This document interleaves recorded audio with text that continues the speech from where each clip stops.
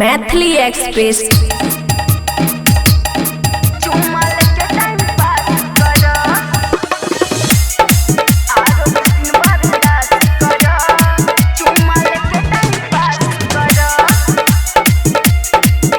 खुशी recording studio बलुआहा।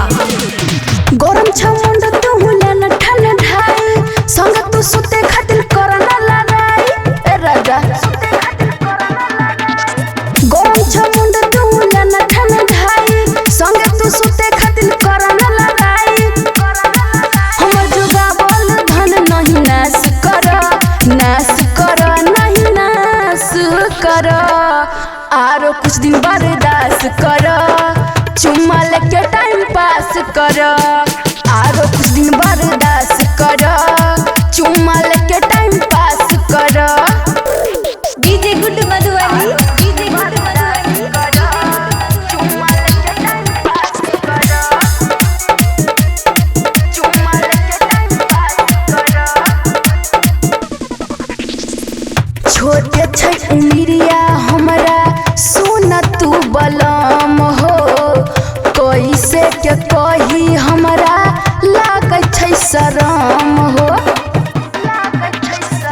छोटे छै उमिरिया हमरा सुन तू बलम हो कैसे के कही हमरा लागै छै शरम कमर घरे दर्द विश्वास कर विश्वास कर विश्वास कर आरो कुछ दिन बर्दाश्त कर चुम्मा लेके टाइम पास कर आरो कुछ दिन बर्दाश्त कर चुम्मा लेके टाइम पास कर।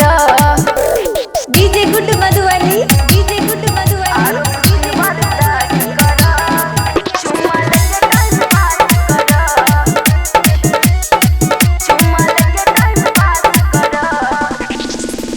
कर न जीद सैया बढ़ परेशानी कुछ दिन दूरी रह कर नहीं मनमानी कर न जीद हमरा बढ़ परेशानी कुछ दिन दूरी रह के कर नहीं मनमानी पर मत प्यारे अस्मिटी पर विश्वास कर विश्वास कर विश्वास कर आरो कुछ दिन बर्दाश्त कर चुम्मा लेके टाइम पास कर आरो कुछ दिन बर्दाश्त कर चुम्मा लेके टाइम पास कर। खुशी रिकॉर्डिंग स्टूडियो बलुआहा।